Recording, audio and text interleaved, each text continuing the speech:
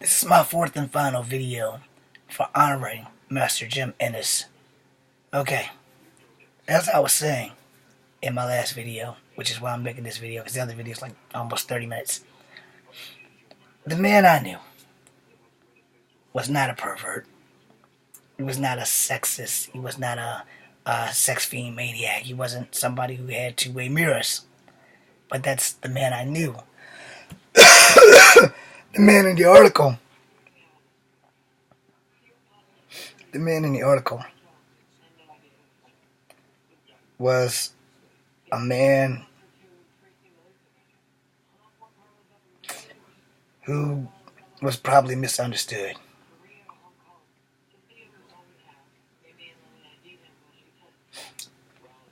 And it sucks because, by law, he could have fought, and it killed me that a man who taught me so much about Taekwondo and fighting didn't fight for himself. And it kills me now just thinking of where he could be right now had he fought. I mean, had he put his fucking money where his mouth was and fought. Because here's how the loophole worked. The loophole in stores, you have surveillance, alright? Any business in most of the 49 or 58 states, I'm kidding, it's 50 states. In most of the 50 states, I can't really speak for all cities, but statewide mandate is that you have the right to surveillance your business, because if someone's stealing from your business, you can collect tangible proof by having video. In stores, in every store I've worked in, there's been cameras. When I was a security guard, every thing I had to check, there was cameras. It was outside cameras, it was inside cameras. So even if I skipped a decoder, they knew that I was there because there was cameras. And the reason why I said that is because I skipped the decoder once I figured out how to make sure all the decoders registered. That was back when I was like in my early 20s and I was working for Richmond Security. What happened was they gave me this thing. It was like, it's this big, like across and this long down. So it was like this big, and hooked onto your belt, and you took it and you clicked on all these things. There was cameras at the fire station at Murray's in Earlsville. There was cameras inside the fire station. And I could never figure out how to cut the lights on, so I had to go from the front door all the way to the back, click it, and that door was supposed to stay locked, so I had to go all the way back. But what I found out was, if I clicked the one on the door, when I walked in the door, I didn't have to click the one in the back. That was how I found out how to beat the system.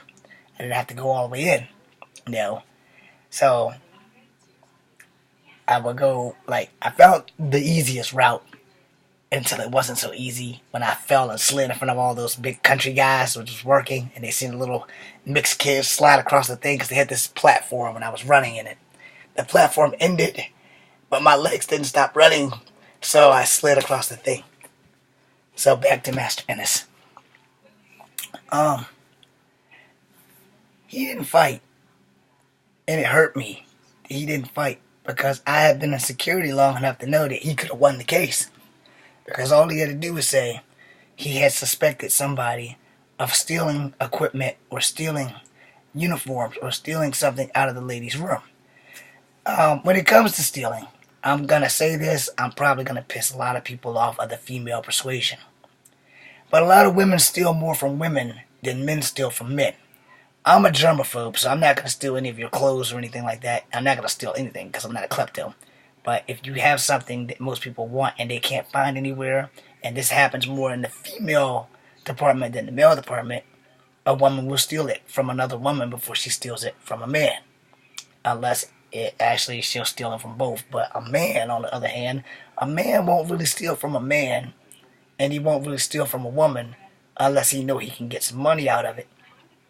And 9 times out of 10, if he does steal, he's either going to do it from a complete stranger, or he's going to do it from somebody he knows, where most female thieves will steal more from people that they don't know than people that they do know, because they kind of like their friends. And most men feel the same way, but that does not mean that a man won't steal from his friend. As a man, I can only speak from experience of having things stolen from me by people who were closer to me, but they returned them. And then there were other people who were closer to us both. They stole both our shit and never returned it. Now, that being said, I haven't met too many women that were thieves and returned the shit. But most of the time, women that steal shit is generally jewelry and money. And he could have contested that, and sometimes clothes. I know that a lot of women, when I worked at Sears, specifically the bitch that got me fired, was stealing clothes. And the same thing happened at TJ Maxx. When I worked at TJ Maxx, the manager that got fired, she was stealing jewelry and all kinds of other shit. But she had a key, so she had access. She can cut off the alarm and take that shit right out the back. And no one would know, except for there was one problem. We have cameras. We had cameras in the front of TJ Maxx, at the back of TJ Maxx, and they're not in the bathroom, but they're at the door where they can see what you carry into the bathroom. And they can see what you bring out. Same thing with the dressing rooms. Those big black globes have cameras in them. And Mr. Ennis could have fought that shit.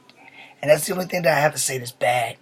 Because that hurt me that he did not fight that shit. That he felt that he was so dishonored that he could go to the park and commit harikari. And I thought to myself, of all the things in the world, why would you not fight? You had a good medical career, so it's not like you couldn't afford a lawyer. Your wife was drop dead gorgeous, so there was no need for you to be spying on other chicks. And believe me, when I say his wife was drop dead gorgeous, if you pick the hottest supermodel of the 90s or the early 2000s and they had to be blonde, she was hotter than that person. I can guarantee you. She was hotter than Pamela Anderson. She was hot. I mean, this woman was hot. There was no way in hell this dude could not be satisfied with this woman. And I mean, just waking up next to her would probably be the thing that gets the pep in his step. But I guess everybody has their thing. And I only met her once. While he was alive, I only met her once. He introduced me. I can't remember her name. But I know, I was like, God damn, this guy's a lucky fucking man. So years later, I seen her leaving as I was going in with tears in her eyes, because I guess she had already did the speech thing. And come think of it, I'm not sure if she buried him or cremated him. Now that I think back, I can't really remember. But I do remember having an object in her hand, but I wasn't thinking about that. I couldn't figure out what the hell was going on, because like I said, I saved up the money to come back to school. And then that shit happened. And this beautiful woman that walked by, and I was like, okay, well, that's Master and his wife. Where the fuck is he at? And this is when I found out about him being missing, about the seppuku, all that shit. I was like, well, damn, that was like a big time slap in the face. So, but he really could have fought it. He really could have fought it. He could have fought it, and he probably would have won. With the right lawyer, he could have won, because, like I said, no matter where you go, if you're going into somebody's business, that business in the 50 states of America, I'm pretty sure that you're not going to get a lot of thieves in Alaska. But for the population of Alaska, it's probably highly populated, where the cities are functioning and shit. I'm sure that each and every one of them got surveillance cameras. Hawaii has surveillance cameras. All the 50 states that are connected, in every city, in every state, if you can find me a business that does not have a surveillance camera in that sumbitch, then they don't have insurance. Because their surveillance camera is supposed to come with the insurance. Because that's the insurance that pays for collateral damage when somebody vandalizes your store, which is also why your prices have to go up, etc., etc. So, you have these things that go on. And I think, for the life of me, that if he had fought it, he would have won, and he'd probably still be teaching martial arts today.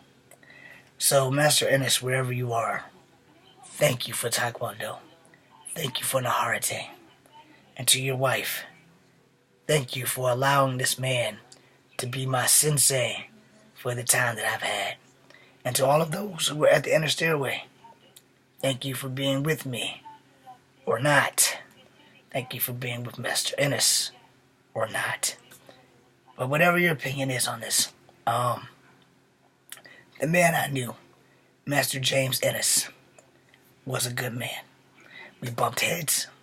He was like a big brother. He made me do a fuck ton of push-ups for not calling 11-year-olds sir, which is again something else I'm against. But I'm James Williams Jr.'s cover number 2. Pray for the wife, pray for the life. I'm James Williams Jr. Be seeing you.